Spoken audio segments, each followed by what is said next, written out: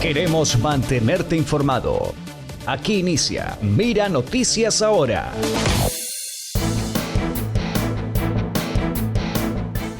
Lunes 10 de abril del año 2023, bienvenidas y bienvenidos, soy Guido Alfonso Macías y estas son las noticias que destacan en Ecuador y el mundo. La información de Ecuador y el mundo en Mira Noticias Ahora. Este lunes 10 de abril se viralizó en redes sociales la información de un parte policial que indica que presuntamente el director de una escuela de formación de policía en Baños habría sido detenido. Esto después que los dueños del centro de diversión donde se encontraba libando se comunicaran con el ECU 911 para que se lo retirara del lugar debido a su estado. El mayor de policía señalado incluso habría intentado agredir a los servidores de la unidad de mantenimiento del orden y manoseado las partes de una de las mujeres policías que llegaron a este lugar.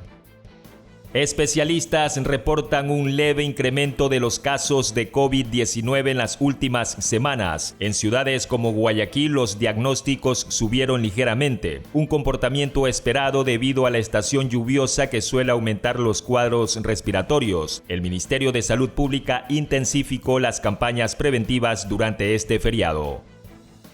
$100 millones en pérdidas habrían dejado el feriado de Semana Santa en la provincia de Santa Elena, según un balance difundido este lunes 10 de abril. El sector productivo responsabiliza la vigencia del estado de excepción con toque de queda.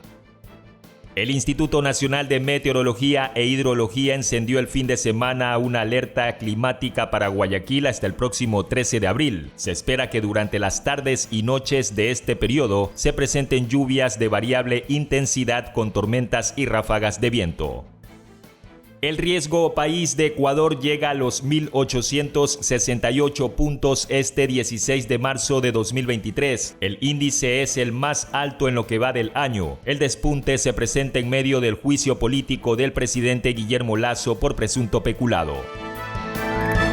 Guido Alfonso Macías en Mira Noticias Ahora.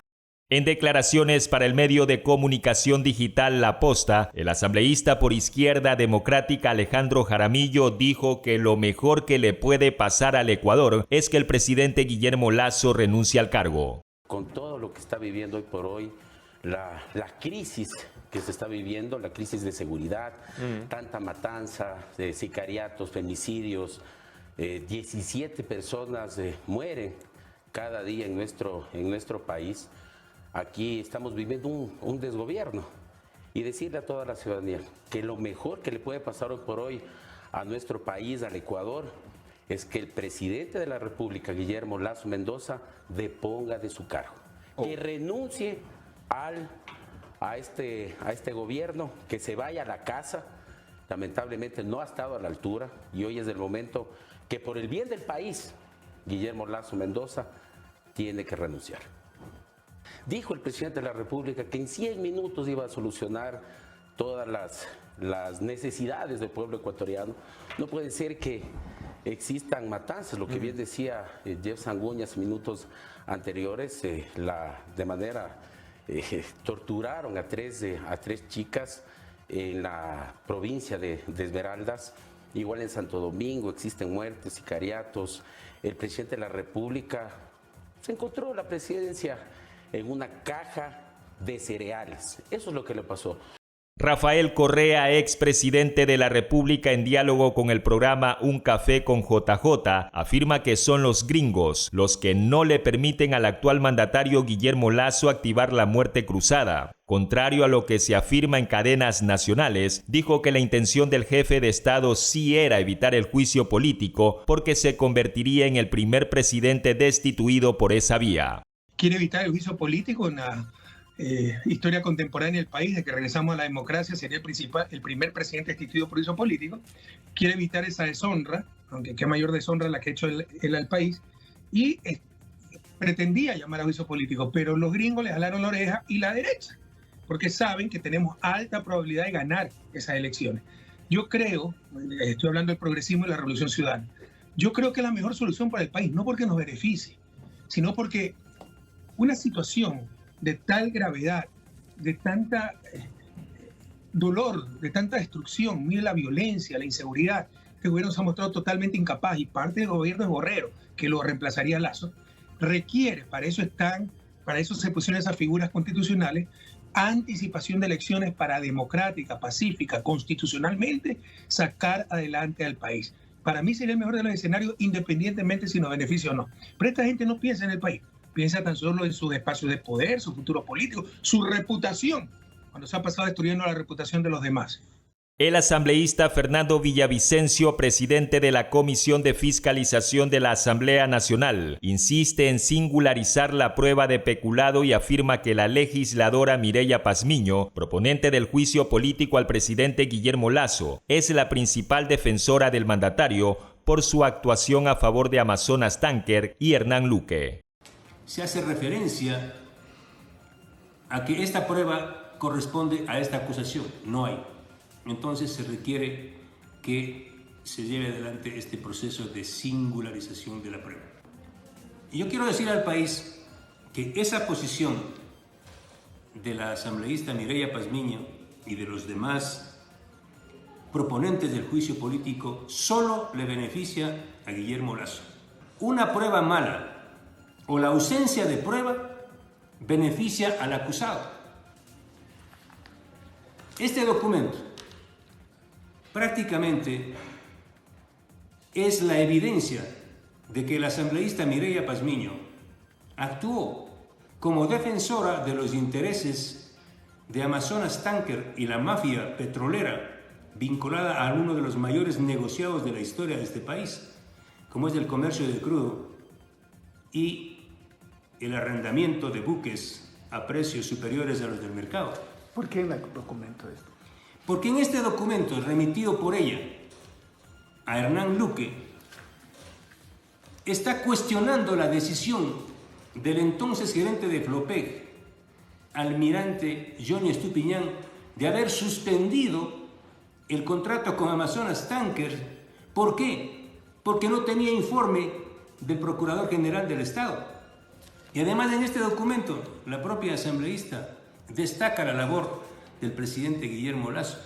Es decir, ¿cómo es posible que la misma asambleísta que se opuso a la suspensión del contrato realizado por Estupiñán y que defendió a Luque?